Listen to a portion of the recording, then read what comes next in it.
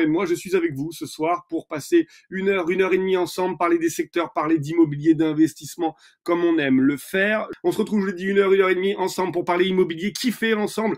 J'ai eu encore une très grosse journée aujourd'hui. La LCD qui fonctionne à l'année sur des villes où on est en face des gares, des aéroports, etc. On n'a pas de période basse, pas de période haute, ça cartonne. Et là, pour le saisonnier, les immeubles que l'on a sont en train de tout exploser. Donc très clairement, on est en train de recevoir en ce moment toutes les réservations. Donc on va faire énormément de cash. On pourra en parler si vous le voulez dans cette soirée.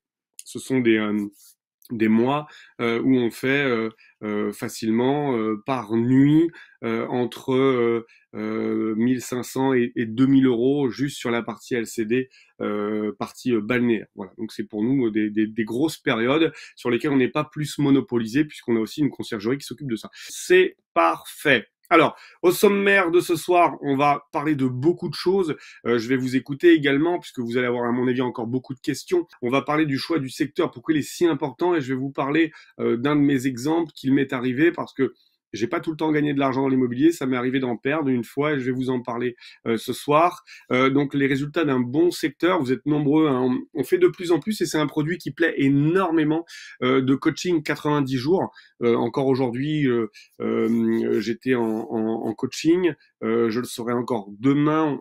Actuellement, avec Women Invest, on fait entre 2 et 3 coachings d'une heure par jour, donc ça nous prend pas mal de temps, mais on vous voit évoluer, donc c'est plutôt plaisant de notre côté. Sans compter les gens qui font la formation aussi au CPF. Donc le choix du secteur est très important. Vous êtes aujourd'hui soit dans des grandes villes, soit dans des campagnes, dans des moyennes villes, et vous vous posez des questions, vous vous dites, est-ce que j'investis dans ma ville, même si j'ai l'impression que le ticket d'entrée il est haut, est-ce que je vais dans la ville d'à côté, mais j'ai l'impression qu'à côté, en fait, si je trouve quelque chose, c'est moins cher, mais que je vais pas réussir à le louer, ou alors si je le loue, j'aurai beaucoup plus de vacances locatives, est-ce que je fais de la LCD ou pas, est-ce que je prends un local en bas, et du coup je vais pouvoir faire un business, mais si je fais un business, est-ce que ça va marcher? Bref, beaucoup de questions et c'est normal. Si vous vous posez des questions, c'est que vous êtes dans une dynamique, c'est que vous avancez. Mais si je dois faire référence à mon coaching d'hier, la personne que j'avais, c'était quelqu'un qui voulait aller de plus en plus vite, qui voulait avancer. Mais quelquefois, il faut aussi savoir valider les étapes dans lesquelles vous êtes actuellement pour pouvoir aller sur une autre étape et ne pas confondre vitesse et précipitation. On verra le potentiel d'un lieu sélectionné, l'objectif du secteur d'avenir. Hein, on dit toujours faut investir dans des secteurs de l'avenir, mais on verra ce que c'est et ce que sont que des secteurs d'avenir. Ensuite, on verra pourquoi c'est compliqué de sélectionner son secteur. Le comportement, le mindset, les craintes avant d'investir. Est-ce que c'est normal, pas normal que je me pose des questions?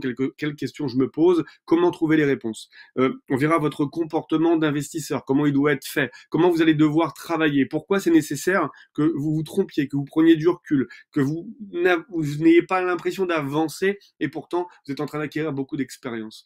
Et puis, comment se faire confirmer son choix. On verra quelles sont les solutions ensuite infaillibles. Et puis les sites internet qui sont incontournables, que j'utilise moi encore aujourd'hui quand je cherche des secteurs avec vous en coaching.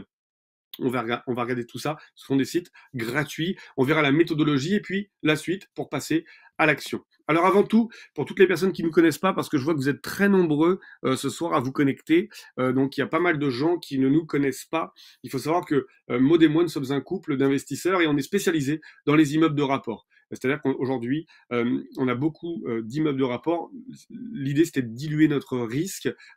Si on avait un impayé, de pouvoir faire en sorte que les autres payent le crédit et les charges et qu'on ne soit pas banqueroute et qu'on puisse continuer à investir à la banque. Et ça nous a réussi, tant bien même qu'on a continué à investir et qu'on a fait de la location courte durée dans nos immeubles de rapport, ce qui nous a permis de baptiser le combo parfait, puisque oui, quand vous avez plusieurs appartements et qu'en plus vous faites de la location courte durée, alors vous êtes dans une dilution du risque et derrière dans une optimisation de la rentrée locative. Donc on a su allier nos compétences respectives pour mener à bien nos projets, puisqu'en fait on se complète, hein, on a les qualités de nos défauts. Maud a un profil beaucoup plus gestionnaire, avec beaucoup de compétences dans la recherche des biens, le montage du dossier bancaire et l'optimisation fiscale.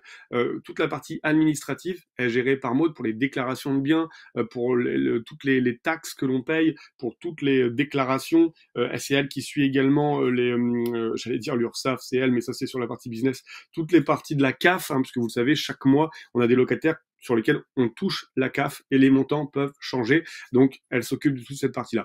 De mon côté, moi, j'ai un profil beaucoup plus terrain, à savoir que encore aujourd'hui, si vous suivez les stories sur Instagram, vous avez vu, j'ai réparé un escalier, j'ai réparé une prise sur lesquelles il y avait une rupture de neutre, j'ai réparé également une douche sur lesquelles j'avais un joint qui était fuyard. Donc je suis plus sur la partie négociation pure et dure, puis gestion de travaux des artisans. Demain matin, 8h15, j'ai rendez-vous avec mon plombier, 9h, j'ai rendez-vous avec le plaquiste, et 9h40, je suis en visite avec un négociateur immobilier. Donc plutôt sur cette partie terrain, tout le temps. De toute façon, clairement, je dis toujours aux personnes avec qui je passe du temps et que je coach que vous devez être sur le terrain. C'est là où on apprend. Et ben, vous voyez, moi, demain matin, je vois 2 artisans. Il sera pas encore 9h30. Et ensuite, je visite un bien. Alors, accrochez-vous à 1 200 000 €. Une très grande maison, de belle bâtisse avec un moulin. Voilà pour les présentations. Donc, des profils qui sont complémentaires. Alors, ce schéma très important avec Maud,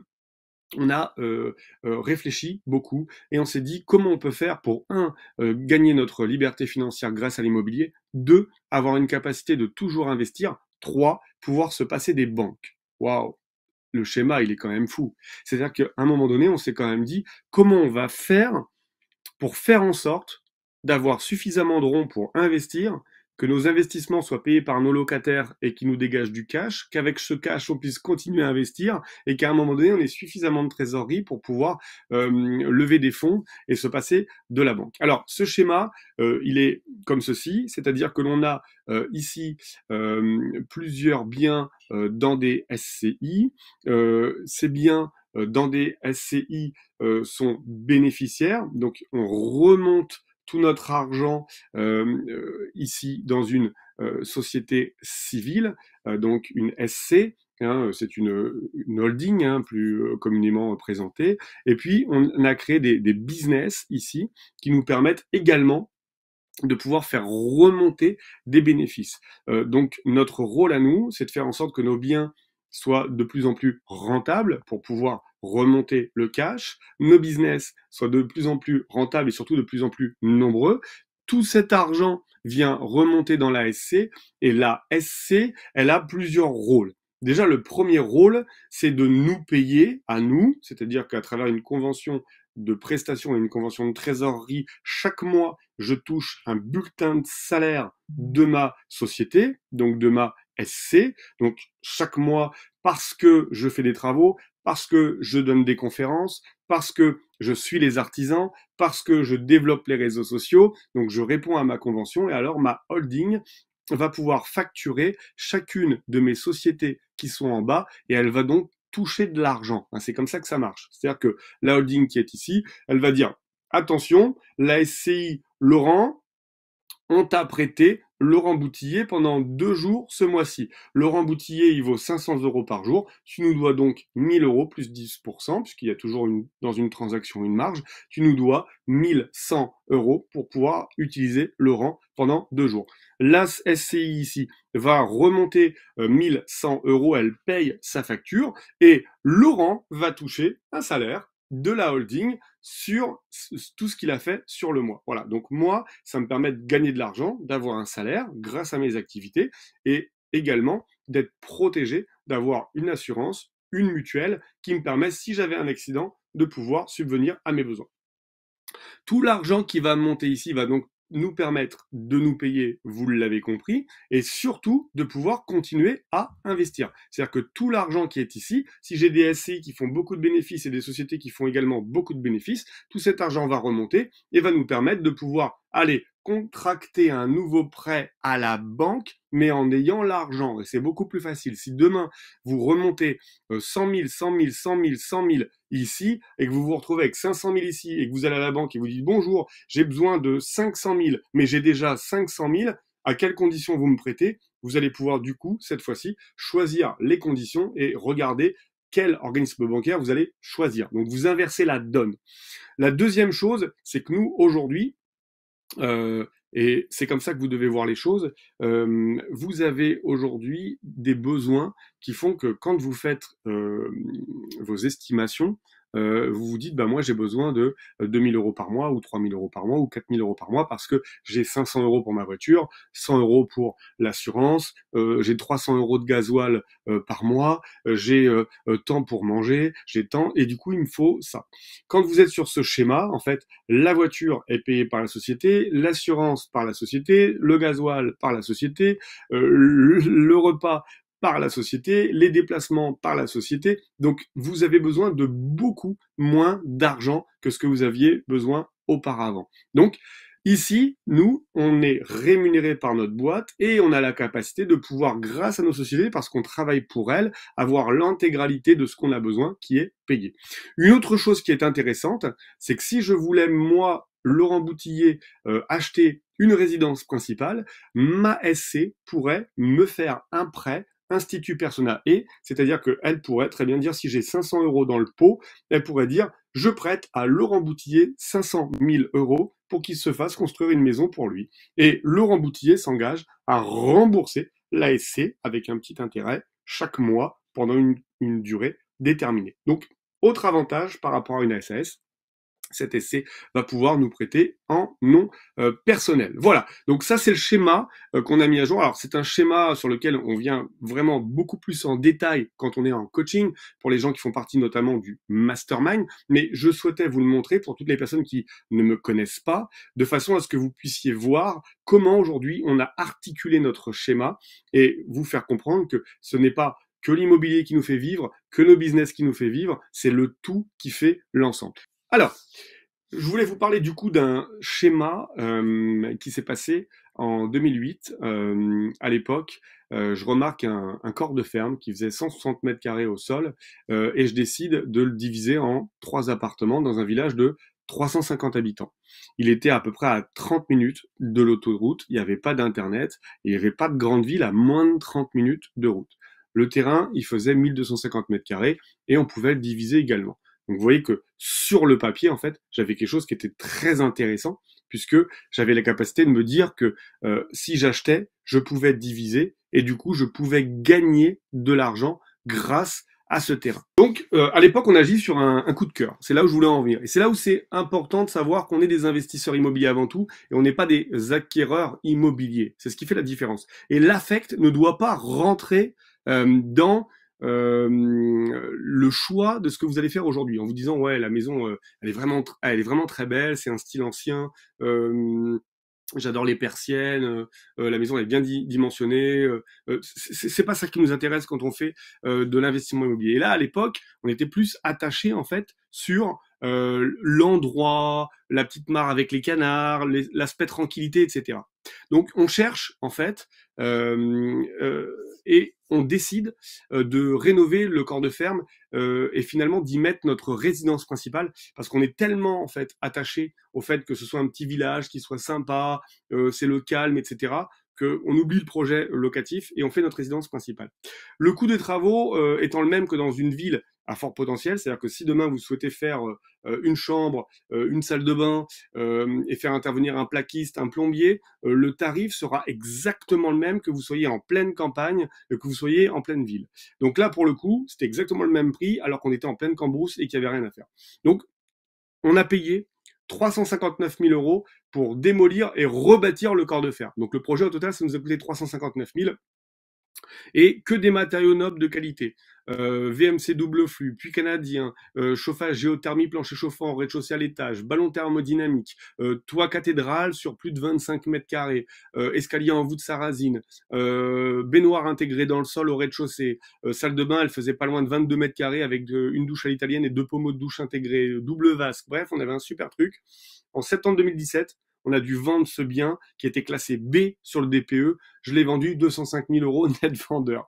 359 000, 205 000 euros net vendeur. Et je me rappelle, pour tout vous dire, que j'avais pris un crédit de 15 ans, ça me coûtait 2 700 euros par mois. C'était du n'importe quoi en boîte. J'étais pas au courant. Je ne savais pas que je pouvais mélanger investissement et perso. Je le sais maintenant et je vous le dis. Faites très attention. Donc, on apprend de nos erreurs.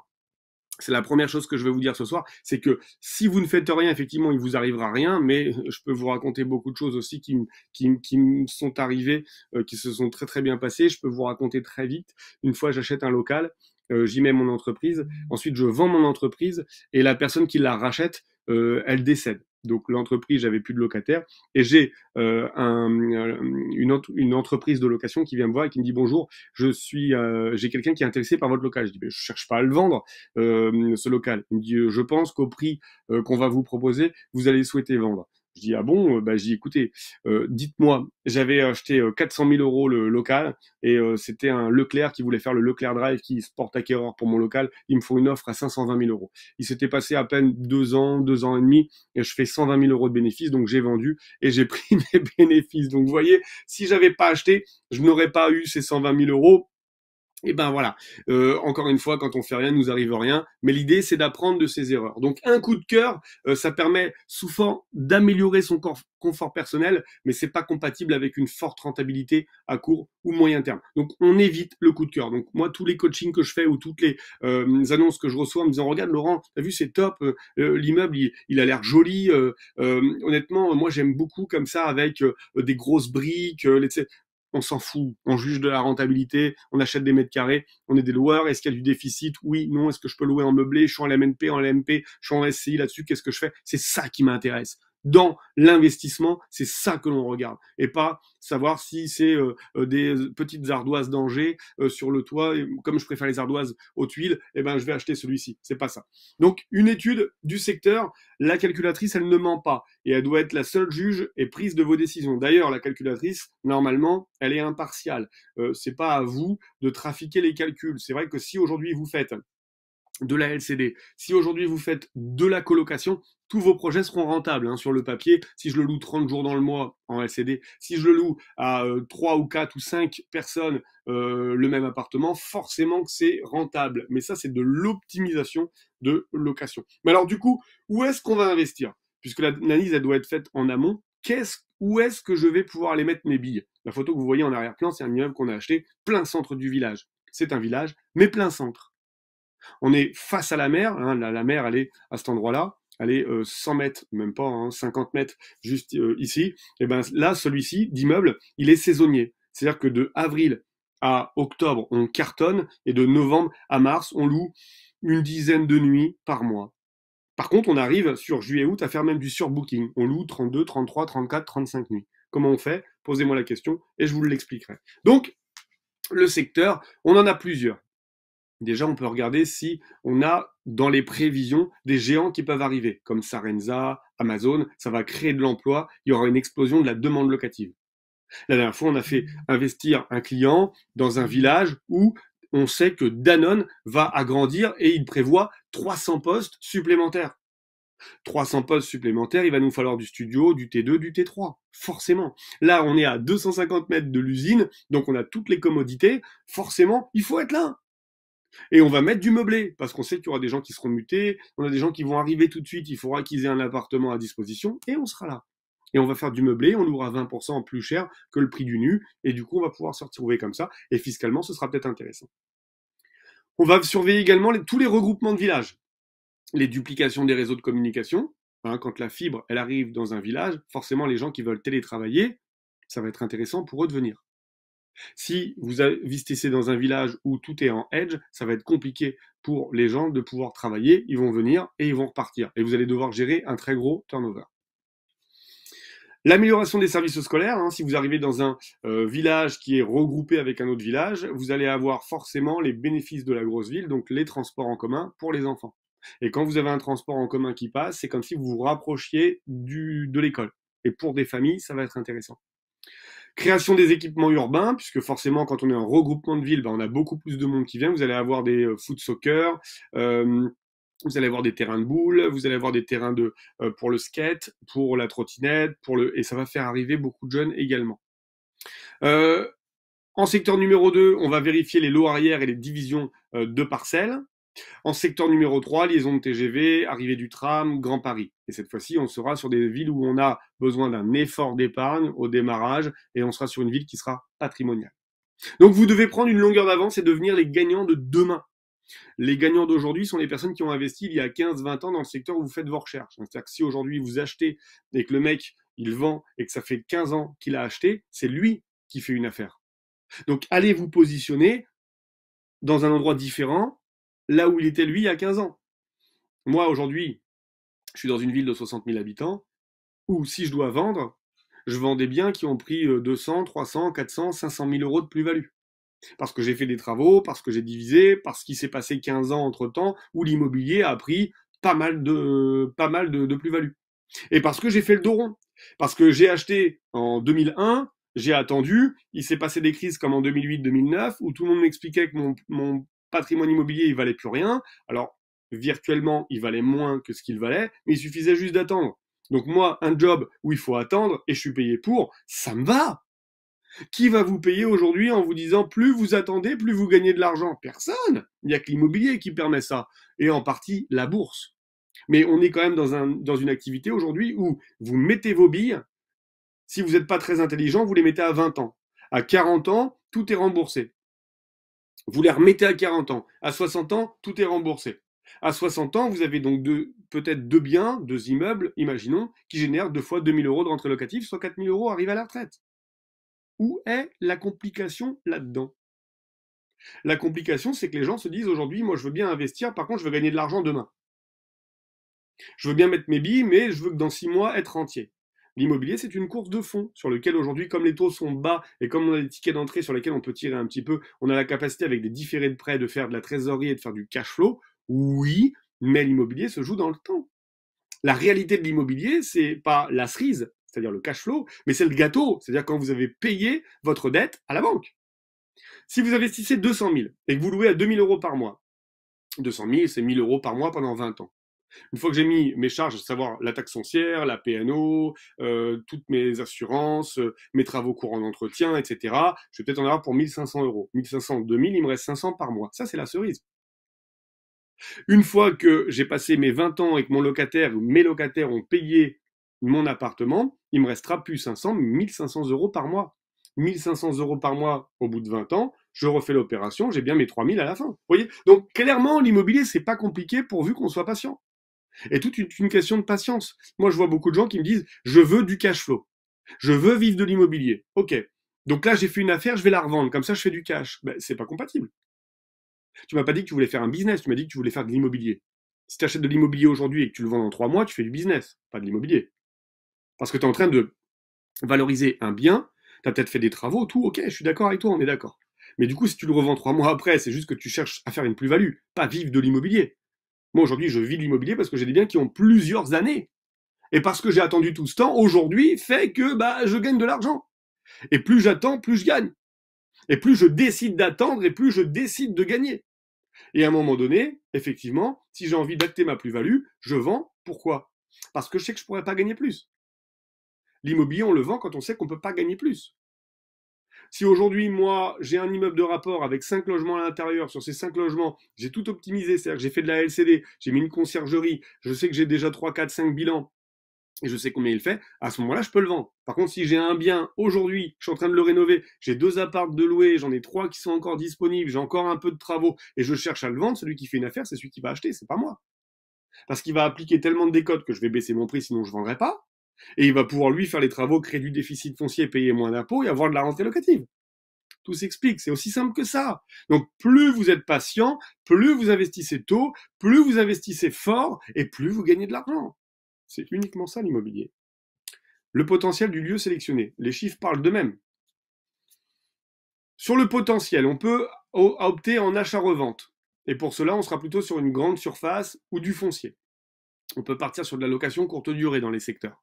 Et pour cela, il faudra gérer des entrées autonomes, un concept. Là, il faudra qu'on voit la location courte durée sur la conférence que j'avais déjà fait, et puis une sonorisation et un service, une sonorisation, pardon. On peut voir sur le potentiel pour de la colocation également. École d'ingénieurs, avec une clientèle véhiculée, on va pouvoir chercher des maisons ou des biens qui sont en race campagne. Souvent sur la colocation, j'entends ouais, moi j'aimerais bien faire de la colocation, donc je cherche un appartement 6e étage dans une tour où j'ai le droit de faire de la coloc. C'est quoi qui est intéressant? Tu vas toucher des étudiants qui ont un pouvoir d'achat de donner 300 balles par mois, qui font la fête, etc. Partez plutôt sur de l'école d'ingénieur où là j'ai un véhicule et je suis capable d'aller trouver un bien avec 4, 5, 6, 7 chambres, avec un petit peu de terrain, et qui va être à 15, 20 minutes de l'école d'ingénieur. où là, du coup, j'aurai la capacité de pouvoir acheter mon bien moins cher que si je l'achetais en plein centre-ville, et pourtant louer la chambre au même prix, puisque je vais pouvoir mettre en avant le fait qu'il y ait du terrain, et qu'il y ait un barbecue, et qu'il y ait un terrain de pétanque, etc. Donc le potentiel, les meublés de petite surface, le nu, un agrandissement, une découpe de terrain, une découpe d'appartement, une plus-value à long terme, du cash flow rapide, un achat familial. Donc, vous voyez, on a énormément de choses. Donc quel est l'objectif du lieu sectionné? C'est-à-dire que qu'est-ce que je veux faire? Est-ce que je fais des investissements à court terme, à moyen terme, à long terme? Est-ce que je fais des investissements patrimoniaux à fort cash flow ou un petit peu de patrimoine et un petit peu de cash flow? Comment je me positionne? Tous les secteurs sont OK. Il n'y a pas un secteur qui n'est pas bon en France. C'est pas vrai. Même dans la Creuse, même dans le Cantal, je suis capable de vous trouver des affaires immobilières. Par contre, il faut savoir où on va. Secteur numéro 1, du cash flow immédiat. Je vais être en pleine campagne. Et peu de plus-value à long terme. Je vais être sur des villages de seconde et de troisième zone. J'aurai un ticket d'entrée qui sera bas, une rentrée locative qui sera basse. Mais comme j'ai un ticket d'entrée qui est bas, j'ai un tout petit crédit et des toutes petites charges, une petite taxe foncière. Du coup, j'ai un gros cash flow entre les deux. Par contre, j'achète aujourd'hui en 2022, en 2032, je suis sensiblement au même prix. Je n'ai pas une prise de valeur. En investissement numéro 2, secteur numéro 2, j'ai un petit peu de cash flow et j'ai un petit peu de plus-value à long terme. On va être sur les villes de débordement des grandes villes.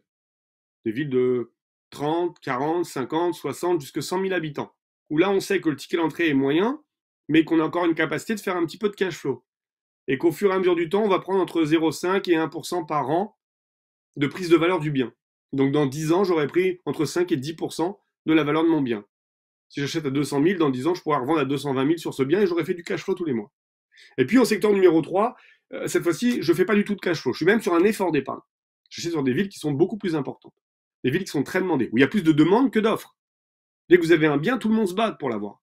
Et cette fois-ci, je suis sur un effort d'épargne, mais j'ai beaucoup plus de plus-value à long terme. Je suis entre 2 et 3% facilement. J'achète 100 000, mon bien vaut 130 000 euros dans 10 ans, sans aucun problème. Par contre, je suis sur un effort d'épargne. Donc, en fait, il n'y a pas de mauvais et de bon secteur. L'idée, c'est juste de savoir qu'est-ce que vous voulez faire. Est-ce que vous voulez préparer votre retraite? Auquel cas, secteur numéro 3, ça me va bien. Est-ce que vous voulez continuer à travailler aujourd'hui, mais améliorer vos fins de mois? Secteur de débordement numéro 2, ça vous convient? Ou alors, est-ce que vous voulez arrêter de travailler, vous en pouvez plus, et avoir la capacité de continuer à investir maintenant et avancer dans l'immobilier, et il vous faut un secteur de seconde zone, voire de troisième zone. C'est pas plus compliqué que ça. Mais les craintes avant d'investir, elles existent.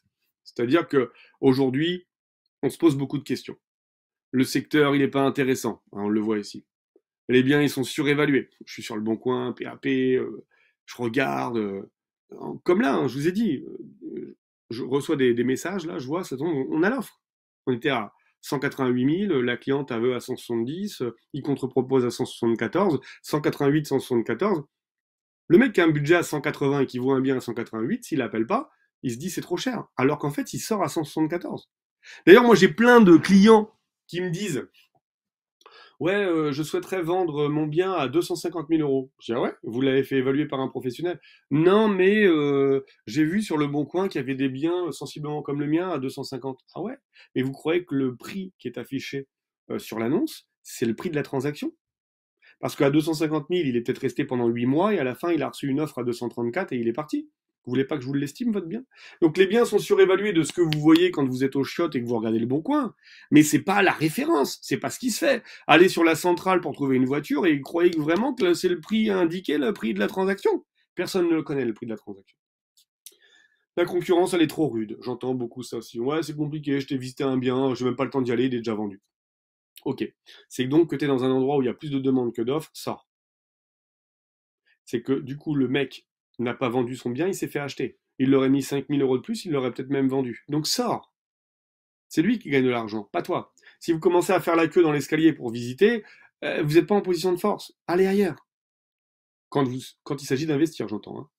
Je ne sais pas quoi faire sur mon secteur. Souvent, je sais pas si je vais faire le coloc, c'est bien. Peut-être de la LCD. Ah, je sais pas, parce qu'en même temps, peut-être faire une division. Parce qu'il y a un lot arrière, donc ça m'ont dit que c'était pas mal. J'ai peur de ne pas louer. Souvent, si j'ai peur de ne pas louer. Si vous faites de la qualité, ça se louera. Nous, on se retrouve aujourd'hui dans un village, 300 habitants, un studio, 34 visites. 34 visites. Par contre, on n'a pas acheté n'importe où. Regroupement de villes, on se retrouve maintenant, on est à 40 minutes de Paris, parce que regroupement, et du coup on bénéficie des transports, la gare s'est agrandie, il y a la fibre, le transport scolaire, et du coup aujourd'hui les gens qui travaillent à Paris se disent 40 minutes de train, c'est pas déconnant. Donc 400 habitants, je prends. Je suis trop jeune, je suis trop vieux pour investir, je sais pas quoi, ce que je dois acheter, comment je dois écouter mes proches parce qu'ils me disent qu'il faut pas faire, etc. Bon. Et moi demain, il devient quand je serai par les actions mises en place. Je me perfectionne dans mes points forts, je délègue mes points faibles et je passe à l'action. C'est-à-dire qu'aujourd'hui, vous devez être conscient que vous ne pouvez pas être bon en tout. Oui, il y a plein de choses sur lesquelles je suis nul. Voilà. Alors je les mets pas en avant parce que plus je parle de moi en disant qu'il y a des choses que je sais pas faire, et plus je me dévalorise. Et plus je me dévalorise, et plus je mets du négatif dans ma vie, et plus je mets du négatif, et moins j'avance, et plus ça me fait chier. Donc j'ai pas envie de parler de ça. Par contre, je suis quand même assez intelligent pour être conscient que je suis pas bon partout. Et du coup, comme je sais que je suis pas bon, je me dis que je peux le déléguer à quelqu'un, et du coup j'ai la compétence de le déléguer. Alors je suis bon, et je suis ok avec ça. Donc ce qui veut dire que si aujourd'hui vous regardez cette conférence et vous dites moi, franchement, je suis bon en administratif. Je me sens bien, je gère mes tableurs, j'adore rentrer chez moi et être devant les mettre à jour, etc. Ok, c'est top. Ça veut dire qu'au niveau fiscalité, il y a peut-être des prédispositions. Au niveau division, on est peut-être bon. Au niveau recherche de biens, vous aurez aussi des dispositions. Par contre, suivi de chantier, travaux sur le terrain et gestion, vous êtes complètement à la rue. Eh ben, il n'y a aucun problème. Dans ces cas-là, ça, vous le déléguez. Et vous le donnez à quelqu'un d'autre. Donc l'idée, c'est qu'une fois que ça, vous l'avez fait, vous puissiez passer à l'action par le fait de l'avoir fait. Donc si vous ressentez les symptômes suivants, c'est-à-dire que je suis face à une concurrence forte en face de moi lorsque je visite un bien, je dois proposer un prix. Si vous ne savez pas si la demande locative sera au rendez-vous, c'est pas cher, mais il y a peu de demandes. Si vous trouvez seulement des biens sans cash flow, une fois les charges et la fiscalité ajoutées, il n'y a plus de marge. Et les conséquences à ça, c'est que vous êtes mal à l'aise en visite. Vous avez l'impression de perdre votre temps parce que je suis pas au bon endroit au bon moment. Qu'est-ce que je fous là? Le sentiment de je suis dans une visite, mais bon, on m'a dit ville de seconde zone. Je sais même pas si c'est quoi une seconde zone. Je sais même pas si je suis pas dans une troisième zone. J'ai vu une vache. Peut-être je suis dans une seconde zone, je sais pas. Et vous faites rien de peur de vous tromper. C'est-à-dire que comme vous avez l'impression d'être au mauvais endroit au mauvais moment, vous savez pas si c'est bon, vous savez pas quelle question poser, vous serez incapable de faire une offre. Et c'est le cercle vicieux parce que moins vous allez savoir et plus vous allez vous retrouver devant tellement d'hypothèses possibles qu'à un moment donné, pour les plus motivés d'entre vous, ça durera 2, 3, 4, 5 mois. Et pour les moins motivés, au bout de 2 mois, vous jetez l'éponge. Parce que c'est pas votre truc. Donc l'idée pour y remédier, qu'est-ce que vous faites? Vous demandez à votre entourage. Famille, amis, entourage, vous essayez de trouver quelqu'un, une main, quelqu'un qui va vous dire t'es dans le vrai, c'est bon, vas-y, parce que l'être humain, il a besoin de ça, il a besoin d'être rassuré. Vous êtes intéressé par tous les biens, c'est-à-dire que d'un seul coup, en fait, comme vous trouvez rien de rentable, vous mettez de la coloc et de la LCD partout. Et du coup, vous êtes intéressé partout. Vous dites, c'est bon, ça c'est divisible, ah ouais, je peux mettre 12 chambres. Il n'y a qu'une salle de bain, c'est pas grave, je peux mettre 12 chambres. À 250 € la chambre, regarde, à 3000 € par mois, on est rentable. N'importe quoi.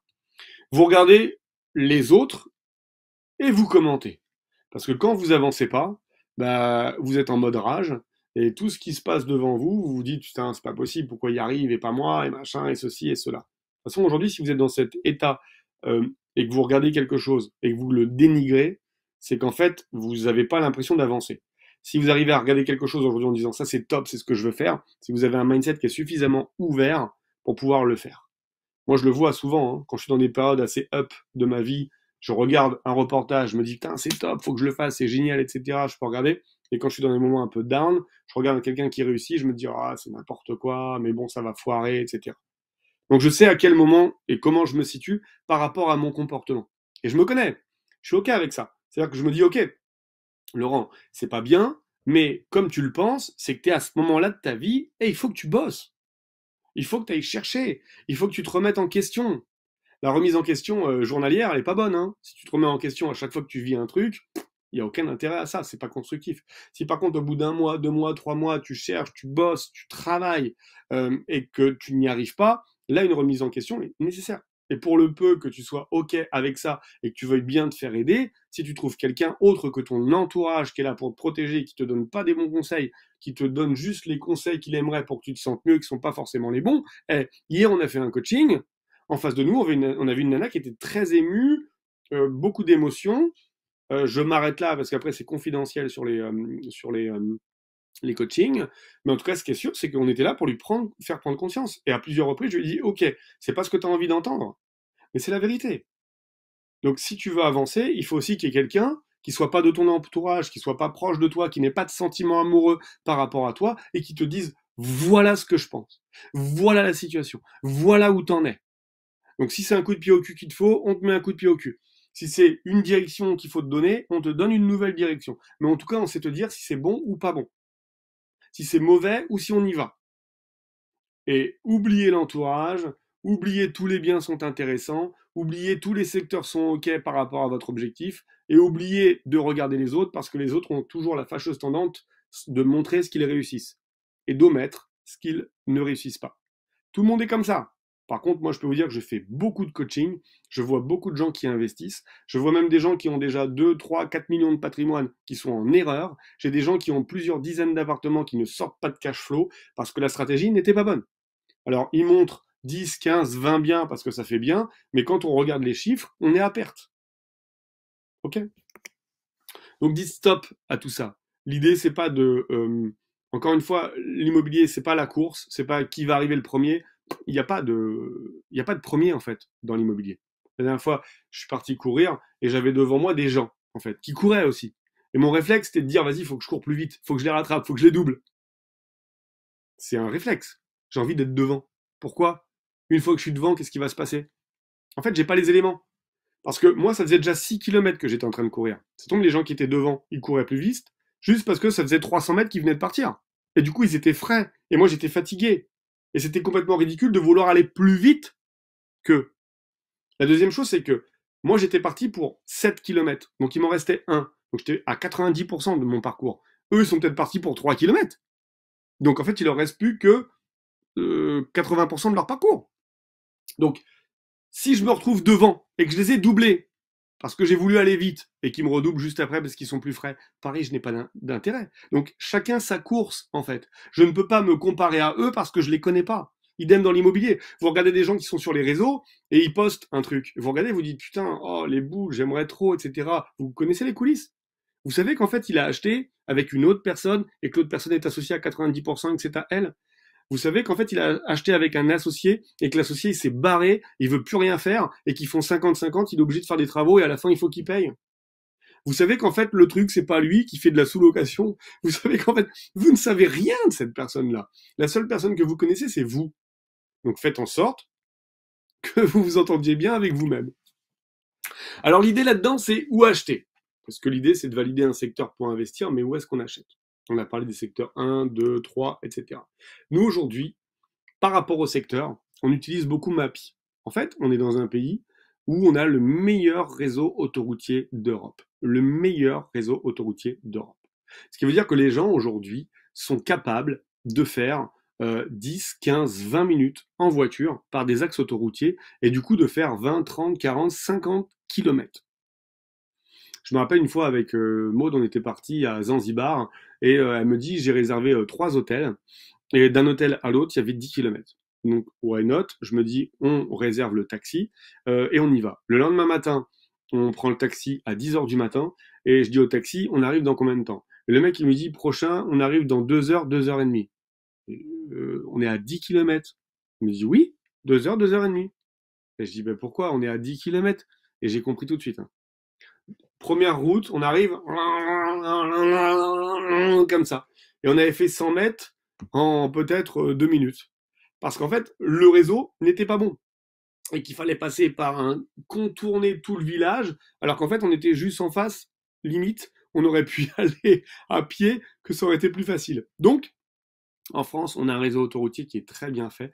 Vous passez d'une ville à l'autre, d'un village à l'autre, avec des routes qui vous permettent d'aller très vite. Donc si aujourd'hui, vous avez une grande ville qui se développe, 30 km, ça peut être que 20 minutes de route.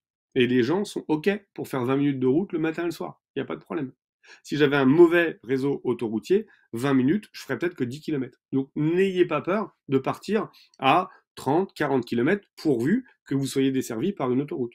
Ok? Derrière, on va regarder sur l'internaute pour avoir les types de surfaces qui sont recherchées par les locataires et surtout la population qui la compose. Est-ce que j'ai beaucoup de célibataires? Est-ce que j'ai beaucoup de gens qui ont des enfants? Un, deux, trois enfants?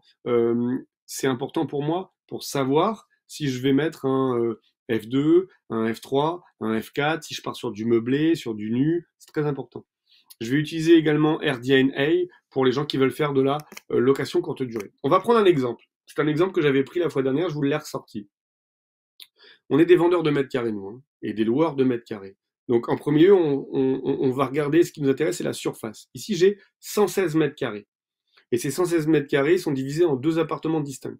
On ne peut pas en créer d'autres. C'est comme ça, sur le papier. Donc, on démarre notre étude sur la base de la première étape. Donc, on détermine le secteur. Par rapport à ce secteur, ce qui m'intéresse et ce que je vois, c'est que j'ai une sortie 19 de la 77. Ce qui veut dire que c'est facile pour moi de rentrer et de sortir dans ce village. Donc, ça peut être un village étape pour la location courte durée, ça peut être un village également où je veux m'installer et ça va être facile pour moi de pouvoir bouger. Ensuite, je vais regarder ma population. Comment elle fluctue. Est-ce que j'ai une baisse? Est-ce que j'ai une hausse? Et si j'ai une baisse, est-ce que c'est parce que j'ai plus de mortalité que de natalité? Ou si c'est une baisse, est-ce que c'est juste parce que j'ai pas du tout de natalité? Et quand je regarde ici, ce que je vois, c'est que j'ai beaucoup de naissances en moins et que j'ai une hausse des décès. C'est pour ça que j'ai moins de monde. En fait, les gens ne partent pas de cette ville, c'est juste que les gens, ils meurent dans cette ville. Donc ça veut dire que j'ai une population qui est vieillissante. Donc ça va être intéressant pour moi d'acheter, par exemple, du plein pied, d'acheter du rez-de-chaussée. Si c'est un immeuble avec ascenseur, ça va être intéressant pour moi également d'acheter des biens qui sont meublés, puisque j'ai une population qui est assez vieillissante. Quand je regarde ici ma croissance locative en termes de demande de location courte durée, ce que je peux voir, c'est qu'au deuxième trimestre 2018, j'avais 20 logements qui étaient mis à la location courte durée. La demande elle a été telle que en premier trimestre 2021, j'avais pratiquement 100 logements disponibles à la courte durée. Et que sur le deuxième trimestre de 2021, pour une première fois, j'inversais la courbe. C'est-à-dire que j'avais tellement de biens qui étaient sur le marché que je n'avais plus en face la demande locative et que des gens ont enlevé leurs biens. Donc là, si j'en ai deux, je peux éventuellement en mettre un, mais je peux pas mettre les deux. Parce que si je mets les deux, ce serait trop un risque pour moi par rapport à cette courbe. Donc au niveau de la validation du secteur, avec certaines contraintes, on oublie le full LCD. On l'a vu avec la courbe. Donc on va privilégier les T2 et les T3. Ici, l'erreur serait de proposer deux appartements en LCD ou de vouloir diviser un logement supplémentaire pour avoir trois logements, puisqu'en fait, on a plus une demande sur des grands logements. Donc il convient de proposer un meublé en location pérenne et une LCD. Et c'est comme ça que j'avance. Et je vais regarder maintenant quel est le prix au mètre carré en termes de location. Je vais sur sologer.com et je vois que la fourchette basse c'est 7, la fourchette haute c'est 9. Donc la moyenne c'est 8, mais je veux faire du meublé. Et ça c'est pour du nu. Donc si je veux du meublé, c'est 20% de plus. Donc je fais 20% de 8, 11 euros du mètre carré. J'ai 116 mètres carrés, 1276 euros de rentrée locative, moyenne. Alors il me manque quoi? J'ai le prix de vente, j'ai la rentrée locative, de quoi ai-je besoin pour savoir si une visite est nécessaire? Il va falloir combien je vais débourser pour les travaux, pour savoir si c'est intéressant que j'aille visiter ce secteur ou pas. Donc pour cela, je vais regarder les photos que j'ai. Alors là, j'ai des radiateurs à changer. Les radiateurs, je vous donne des chiffres. 25 euros du mètre carré. Vous avez une pièce de 10 mètres carrés. Ça vous coûtera 250 euros pour un radiateur. Une pièce de 20 mètres carrés, on sera à 500 euros de budget radiateur. Pour la cuisine, on va être à 300 euros du mètre carré. Salle de bain, quand on a tout à refaire, 500 euros du mètre carré. Une salle de bain, quand j'ai qu'un peu de déco et de la peinture, 100 euros du mètre carré. Et l'extérieur, je le touche pas, je le laisse comme il est là. Ce qui veut dire que aujourd'hui, on serait sur une moyenne de 230 euros du mètre carré, multiplié par 116 mètres carrés. Je suis à 26 680 euros pour mes travaux. Je vais un petit peu vite sur les travaux parce que c'est pas l'objet de la conférence de ce soir. Je fais beaucoup de coaching sur les travaux. On a un simulateur travaux. Si ça vous intéresse, on peut en discuter. Donc j'ai une rentrée locative de 1276. J'applique ma règle du 70-30. Pour ceux qui ne me connaissent pas, dans tous les investissements, il faut que 70% des rentrées locatives payent 100% des charges, crédit plus les charges. Donc là, dans notre cas, j'ai 1276 euros d'entrée locative, je fais 70%, j'ai 893,20 euros. c'est mon chiffre à ne pas dépasser concernant mon bien, avec les frais d'agence, notaire et les travaux. Donc mes travaux sont de 26 680, soit 130 euros par mois. Donc je fais 893,20 moins mon forfait travaux, ça me fait 763, et mon 763, je le remets sur 20 ans, ça me fait une enveloppe à 123 289. Donc le bien étant, je l'ai ici, à 123 000, j'aurais juste à négocier les frais de notaire, car les frais de notaire doivent être dans mon tarif, soit sensiblement 7,5% du prix. Donc pour que ce bien et ce secteur soient intéressants, il faut que j'achète 7,5% moins cher que ce que m'indique mon annonce aujourd'hui. Vous voyez, c'est pas compliqué l'immobilier. Rien de compliqué. Donc l'étape suivante, ce sera quoi? Ce sera de visiter pour, négocier le bien moins cher que le prix du marché, c'est-à-dire appliquer des décotes, mettre en place le DPE, chiffrer les travaux de façon précise avec le simulateur travaux, puis les artisans lors d'une réunion de chantier, et calculer l'optimisation du bien, LCD sur un bien, franchise de travaux sur 12 mois pour avoir de la trésor, et 25 ans pour les personnes qui ont moins de 30 ans. Il est possible qu'on aille plus loin ensemble, c'est-à-dire, quelle sera votre prochaine étape? Donc si aujourd'hui ça vous plaît et que vous voulez passer à l'action, vous voulez aller plus loin,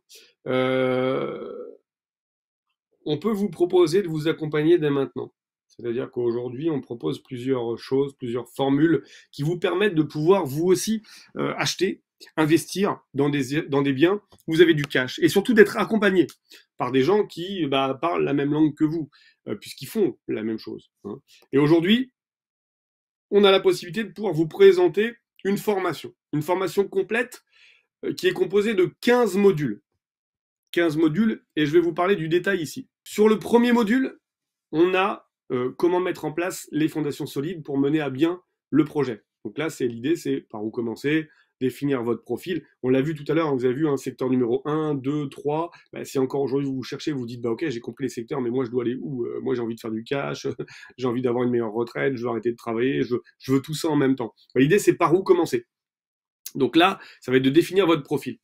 Ensuite, une fois qu'on l'a défini en module numéro 2, on va mettre en place le plan d'action opérationnel. Cette fois-ci, on va pouvoir mettre en place et parler mindset pour que vous puissiez être calé et ne plus dérailler. C'est-à-dire, un jour vous êtes motivé, un jour vous ne l'êtes plus. Un jour vous êtes motivé, un jour vous rencontrez quelqu'un qui vous dit c'est pas bon et vous recommencez à zéro. Donc là, on met en place le plan d'action opérationnel. Ensuite, comment trouver les futurs investissements? Donc là, on verra comment choisir son secteur, mais de façon bien plus précise, et puis où trouver les bonnes affaires immobilières, et puis les négocier. En module numéro 4, on verra les immeubles de rapport, qui sont notre spécialité. En module numéro 5, on va voir comment réussir ces négociations, puisque vous le savez aujourd'hui, et je vous l'expliquais tout à l'heure, c'est important que vous arriviez à pouvoir négocier les prix à travers des décotes, à travers le DPE qui met en valeur les défauts du bien. Vous n'avez plus qu'à lire, c'est marqué. On avait fait un coaching avec les membres du mastermind sur le DPE. J'en ai fait également pour tous ceux qui avaient pris la formation découverte où je leur avais expliqué comment lire un diagnostic pour l'énergie et comment lire les coefficients de résistance de chacun des matériaux. C'est des choses que vous devez connaître. On en reparle dans les étapes de la négo. Les étapes du notaire. Hein, nous, aujourd'hui, on s'entend très bien avec notre notaire. C'est ce qui fait qu'on arrive encore à vendre, ce qu'on appelle la vente dans la vente, entre le compromis et l'acte de vente définitif. Comment chiffrer et maîtriser les travaux? Un très gros module, module numéro 7, un des plus gros avec le module numéro 8 qui est le kit dossier bancaire, où là, on va vous apprendre comment réussir votre dossier en banque. Module numéro 9, la mise en gestion locative et les différents contrats types, où là, on va vous expliquer pourquoi louer en nu, en meublé, bail précaire, bail 369 ferme, et on vous donne tous les baux en format Word. Vous n'avez plus qu'à les télécharger et ensuite remplir. Vous aurez également en module numéro 10 comment réussir votre location courte durée avec les secteurs à privilégier, la force des photos, rédiger l'annonce, utiliser l'air cover pour que vos biens soient payés par Airbnb s'ils avaient été dégradés. On va voir la colocation en module 11, l'immobilier d'entreprise en module numéro 12. Module numéro 13, la notion et la force du cash. Module numéro 14, comment investir quand on est en SCI, SARL, SAS, SARL de famille. On verra également une partie de la holding et le reste dans la partie bonus. Module numéro 15, la fiscalité complète, module qui a été fait par Women Invest, où là on verra location nue versus meublé, les démarches à réaliser, et puis en bonus l'intérêt du groupe de société, comme j'ai commencé à vous en parler en début de cette conférence, les conventions de gestion de trésorerie, conventions de prestation et accès au groupe Telegram. Hop. Donc voilà pour la formation. Donc cette formation-là, elle est proposée à 3 661 € avec un call, je vous l'expliquerai tout à l'heure. En plus, on vous met la checklist pour toutes vos visites, de façon à ce que quand vous visitiez un bien, vous ayez cette checklist. Elle fait 7 ou 8 pages de mémoire, format Word, de façon à ce que vous puissiez l'imprimer à chaque fois que vous faites une visite, où là vous avez tout, hein, les frais, le prix d'achat, la synthèse du bien, les différents baux, les dépôts de garantie, combien de locataires, est-ce qu'on a des compteurs séparés, bref, toutes les questions que vous devez proposer. Valeur 97 €. Vous aurez également le simulateur de cash flow. Combien de cash flow allez-vous réaliser? Le simulateur, on le met régulièrement à jour. Idem pour le tableur des simulateurs travaux. Donc là, sur celui-ci, c'est le tout dernier. On a les coûts, rendements, la situation fiscale, l'imposition. Dès que vous mettez sur une page vos données, ça vient calculer sur les autres pages. Valeur 197 €. Vous avez le simulateur travaux pour calculer en moins de 20 minutes le coût de votre prochaine rénovation. Format Excel pour celui-ci, 197 €. Vous avez également en bonus numéro 4 le dossier bancaire, donc une présentation complète de votre futur dossier bancaire. Donc c'est un dossier qui fait une dizaine de pages, valeur 497 €. Alors toutes les personnes qui aujourd'hui font les formations, là j'ai pris seulement les retours de cette semaine. Hein. Donc cette semaine, vous voyez qu'on a des très bons retours sur la formation. Cette formation qui vient d'être éligible au CPF. On a mis janvier, février, la moitié du mois de mars pour rendre la formation éligible au CPF. Et on a plutôt des très bons retours sur les personnes qui font la formation aujourd'hui et qui nous disent qu'elles ne regrettent pas le fait de l'avoir prise et qui passent à l'action aujourd'hui. Donc en résumé, on a la formation, créer et réussir son entreprise immobilière, plus un coaching via Zoom, 3 661 €. C'est-à-dire que vous faites la formation et derrière on fait un coaching pour pouvoir valider toutes les étapes et vérifier que le plan d'action est bon pour vous et que vous puissiez passer à l'action et que cette fois-ci vous êtes prêt, vous pouvez aller sur le terrain. On a en bonus 1 la checklist pour aller sur toutes vos visites, d'une valeur de 97 € à ne pas négliger. D'ailleurs c'est très pro, hein, les gens qui arrivent avec la checklist dans les biens, ils sortent ça, agent immobilier, hein, d'accord, vous êtes souvent mieux équipé que lui quand vous arrivez avec ça. Hein. Le simulateur cash flow, valeur 197 €. Simulateur travaux, 197 € également. Et le kit dossier bancaire, 497 €. Et pour tous ceux qui prennent et qui s'inscrivent sur une session de formation ce soir, on réalisera avec vous votre dossier bancaire sous 60 jours. Donc, comme ça, vous commencez vos visites, etc. avec la formation. Hein, sur 30 jours, on fait le call. Et derrière, quand on a trouvé le bien ensemble, soit un bien qu'on vous propose nous avec l'agence, ou soit un bien que vous avez trouvé vous, on réalise avec vous votre dossier bancaire, état civil, mise à disposition du projet, rentabilité, valeur à la découpe, etc. On le fait avec vous pour que vous puissiez avoir un dossier béton. On le duplique en 3 ou 4 et vous allez comme ça à la banque pour le proposer. Voilà, donc tout ça, ça vaut 4 549 € et je vais vous envoyer un lien qui vous permet de tout valider pour 1 997 €. Et si vous avez l'intégralité des fonds via votre CPF, eh ben vous pouvez vous faire valider à 100% et démarrer. Je crois que les 2 prochaines sessions sont pleines, mais sur la session d'après, vous pouvez le faire. Alors, comment on fait? Donc, une fois que vous avez cliqué sur le lien que je vous ai donné, vous arrivez sur cette page-là. La formation, elle s'appelle Créer et réussir son entreprise immobilière.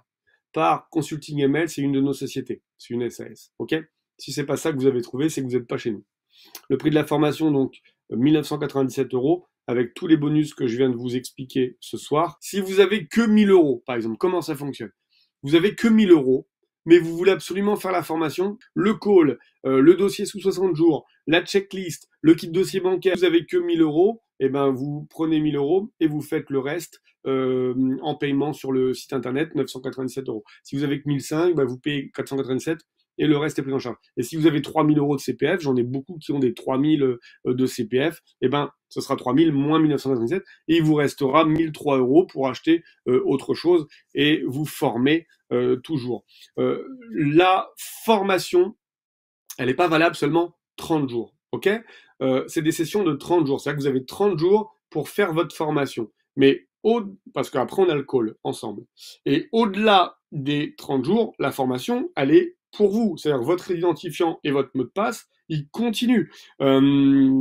Si vous voulez avoir accès à la checklist, vous l'avez. Le simulateur, vous l'avez. Vous êtes rentré dans un produit ImoCash, ça ne bouge pas, très clairement. Clac. Je reçois plein de messages en même temps entre Airbnb, Booking, vous qui me bipez aussi sur le téléphone, etc. Voilà, donc une belle formation si vous voulez démarrer. Alors choisissez bien votre session et sachez que vous n'allez pas démarrer ce soir la formation. Vous vous inscrivez à une session et nous, on doit ensuite valider votre inscription. Et une fois qu'on a validé votre inscription, vous devez retourner sur votre compte de formation pour pouvoir ensuite accepter et démarrer la formation. Je vais pouvoir répondre à toutes vos questions. Donc si vous avez des questions, n'hésitez pas et je vais y répondre. Ne pas avoir peur d'acheter en deuxième ou troisième zone, Jérôme. Oui, alors c'est important. Maintenant, il ne s'agit pas non plus d'acheter n'importe où. Vous l'avez vu au démarrage de cette conférence. Moi, j'ai déjà perdu pas mal de ronds à l'époque où j'avais mis beaucoup d'affect dans un bien, où il n'y avait aucune demande locative, où il n'y avait aucun intérêt, pas de regroupement de village, rien. J'ai perdu des ronds. D'accord? Donc, il s'agit quand même de pouvoir le définir. De toute façon, si vous avez des doutes, n'hésitez pas. Vous m'envoyez votre secteur et je l'étudie avec vous. C'est un grand plaisir de le réaliser. Si vous faites partie de la formation, bien entendu. Hein. Si vous ne faites pas partie de la formation, j'ai déjà tellement de travail avec les participants de la formation que ce serait compliqué de vous répondre. Peux-tu définir un peu mieux secteur de deuxième et troisième zone? Alors, les secteurs de deuxième zone sont les secteurs de débordement. C'est-à-dire que vous avez une grosse ville où aujourd'hui il y a plus de demandes que d'offres. On va prendre Paris, Lyon, Marseille, les grandes métropoles, hein, Lille, Strasbourg, etc. Et les villes de seconde zone, pour Strasbourg, on va remonter, on va arriver à Mulhouse, par exemple. Vous voyez, bon, là, on est vraiment loin. Mais si je dois prendre, par exemple, ville de seconde zone de Lille, j'arrive derrière Villeneuve-d'Ascq, d'accord? Si je prends de la troisième zone, je vais arriver après, mais là, ça commence à faire loin, sur Béthune. Mais ça va être, voilà, les villes de première zone sont des villes où on a beaucoup plus de demandes que d'offres. Les villes de seconde zone, ce sont les villes où on vient déborder et les gens qui travaillent dans la première zone vont arriver dans la seconde. Et les villes de troisième zone, cette fois-ci, on vient prendre des paris sur l'avenir où on a une arrivée d'un Amazon, où on a, comme là, moi j'avais le cas de Danone, 300 postes d'emploi. Je vois ça dans le journal, je me dis, il faut absolument que je cherche dans la ville. Il y a pas... Moi, quand je vois une entreprise qui se développe, je me dis que forcément, il va y avoir de la demande. Donc il suffit d'être juste, en fait, un petit peu en amont de ce qui se passe. Dans les journaux, souvent, vous avez le projet a été validé pour 700 postes supplémentaires. Allez-y, foncez, c'est marqué. On est en train de vous dire qu'il va y avoir une demande. Donc allez-y, sans problème. Laurent, je serais intéressé par les coûts de rénovation, notamment le gros œuvre. Je vois de tout et n'importe quoi. Un live sur cet aspect peut être sur cet aspect. Avec grand plaisir, Clément. Ouais, sans problème. Moi, j'adore ça. On en prend toujours plus. C'est crescendo. Ok, Aurore. Toujours Vincent. En cours pour nous, déjà 50% top la formation. Ah bah super, ouais, Jérôme qui fait partie de la formation. D'ailleurs, Jérôme, je crois que tu m'avais demandé pour un groupe, et on va voir pour faire un groupe commun pour toutes les personnes qui prennent la formation et que vous vous retrouviez comme ça dans un groupe. Alors, je ne sais pas si ce sera WhatsApp ou Telegram, parce que après, je ne sais pas si toutes les personnes souhaiteraient qu'on voit leur numéro de téléphone, donc j'essaie de voir comment on peut faire en sorte. Mais bon, il y a aussi le forum de la formation, mais il n'est pas aussi simple. Donc peut-être quelque chose, voilà, de plus simple pour tout le monde. Jérôme qui nous dit, ok, cool. Même si je suis du BTP, j'avoue que je trouve très compliqué le coût des travaux quand il y a gros à faire. Oui, mais euh, le problème des travaux, c'est qu'il faut très vite savoir ce que l'on veut faire et dans quelle catégorie. Je m'explique. Vous voulez faire une salle de bain, ça coûte 3 000 euros. Vous voulez refaire une salle de bain, ça coûte 10 000 euros. Est-ce que vous mettez une douche 80-80 avec une porte en plastique? Est-ce que vous mettez un bac à douche à l'italienne en 120 par 90 avec une paroi en verre? Est-ce que vous mettez un grès cérame émaillé au sol, imitation marbre? Est-ce que vous mettez un carreau de 15-15, même pas émaillé? Ça va dépendre en fait de la qualité de ce que vous voulez faire. Hein. On a des meubles de vasque chez Ikea qui coûtent 300 balles et on a des meubles chez Ikea les mêmes qui coûtent 750. Donc dans quelle gamme vous vous mettez? Moi j'ai fait livrer du placo, je l'achète chez Barriet, je suis à 2,15 €, on peut en trouver à moins de 2 euros. Par contre, quand vous portez la plaque de placo, elle est tellement dense que ne serait-ce qu'en phonique et en thermique, j'y gagne énormément. Donc, comment vous voulez vous situer avec vos travaux? Donc, je pense qu'il est nécessaire, et ça, c'est une question que j'avais répondu à une personne qui nous a signé un mandat de recherche et qui s'est porté acquéreur sur un bien et qui après a fait demi-tour.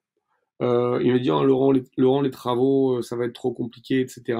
Bon, il me dit Laurent, combien pour les travaux? Je dis écoute, moi j'ai chiffré, franchement, je pense qu'il y en a pour 100 000, plus notre accompagnement et les meubles, faut compter 130 000.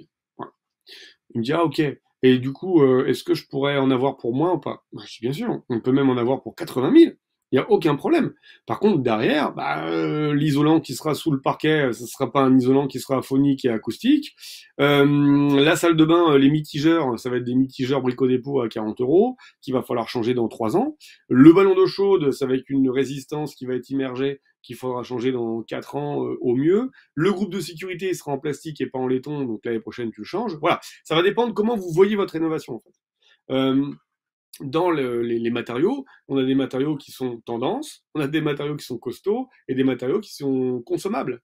Donc, est-ce que vous voyez votre rénovation comme quelque chose qui est consommable ou comme quelque chose qui est durable? Voilà. Moi, j'ai essayé aussi avec le pas cher. On dit souvent le pas cher coûte cher. Mais c'est une réalité, mais au début, on n'a pas le choix. Moi, j'achetais des biens où pratiquement tout l'argent que j'avais pour le bien, c'était l'argent aussi que j'avais normalement pour les travaux. Donc, comme j'avais plus rien, il fallait que je fasse avec. Donc, j'achetais des toilettes, premier prix.